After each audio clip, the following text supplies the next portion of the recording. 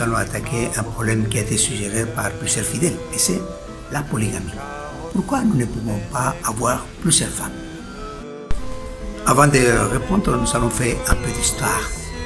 Nous connaissons l'histoire des patriarches, Abraham, Isaac, Jacob, d'autres figures bibliques comme Moïse, David, Salomon, les prophètes. Nous connaissons tous bien le cas d'Abraham qui avait une femme stérile. Alors d'après les codes civils de son temps, il pouvait épouser une deuxième femme, ce qu'il a fait. Isaac, son fils, a eu une seule femme. Jacob a eu 2 femmes, 2 concubines. Et ne parlons pas de David et Salomon qui ont eu beaucoup de femmes, comme tous les rois de leur époque, pour montrer leur puissance, leur richesse et pour assurer la continuité dans le trône. Pour les prophètes et pour les livres de la sagesse, la situation du mariage idéal est sans doute le mariage monogame. Et il va être proclamé beaucoup de fois comme cela. Dans la tradition juive, la polygamie est vue comme quelque chose de toléré, accepté, mais ce n'est pas la bonne situation. On voit toujours que la monogamie est la situation idéale pour les mariages.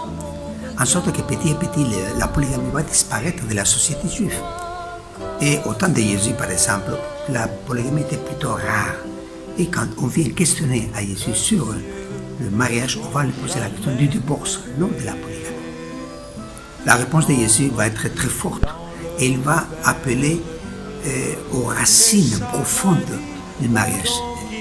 Je vais vous lire le texte. C'est Matthieu 19, 3 à 6. Des pharisiens s'approchèrent de lui et lui dirent, pour le mettre à l'épreuve, « Est-il permis de repudier sa femme pour n'importe quel motif ?»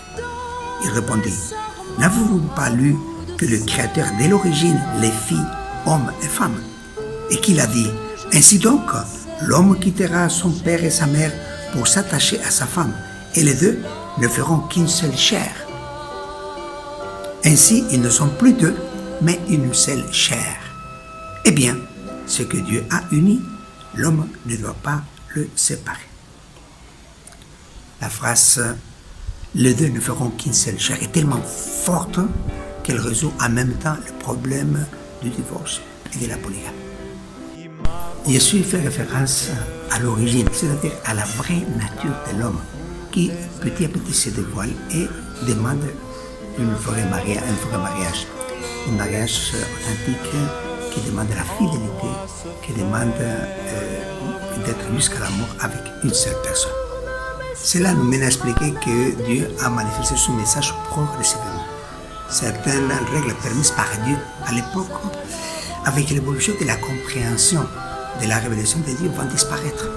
Jésus va dire à plusieurs reprises dans le sermon de la montagne, « On vous a dit, mais moi je vous dis ». La révélation est progressive et elle culmine avec la personne et le message de Jésus, qui est la parole de Dieu incarnée.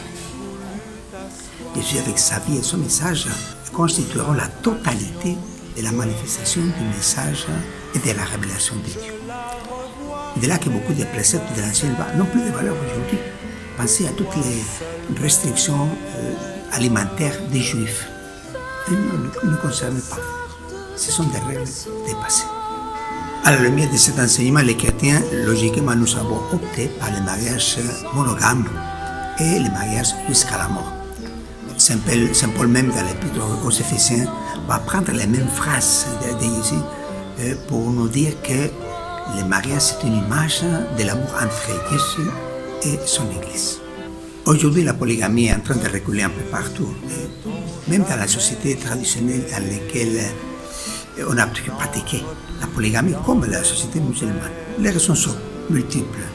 Problèmes économiques, problèmes de rivalité, jalousie entre les épouses et les enfants, la prise de conscience progressive de la dignité de la femme qui ne veulent pas être aujourd'hui traitée comme un objet ou être considérée deuxième ou quatrième épouse. La monogamie n'est pas une limitation du mariage. Elle met en valeur la femme et sa dignité en la faisant légale à l'homme en dignité. Elle renforce aussi le mariage, invite à mettre en valeur sa moitié, son unique moitié, son conjoint. il empêche aussi de chercher ailleurs solutions aux problèmes qui se trouvent dans les mariages. Comme disait un ami à moi, si j'ai des problèmes avec une femme, imagine avec toi. Voilà donc ce petit enseignement sur les mariages. Je vous invite à relire les textes que nous avons cités et à méditer sur la qualité de nos mariages. C'est comme cela que nous ferons de nos mariages une image de Christ aimant son épouse. Blessure en moi se ferme. Tourne mes sens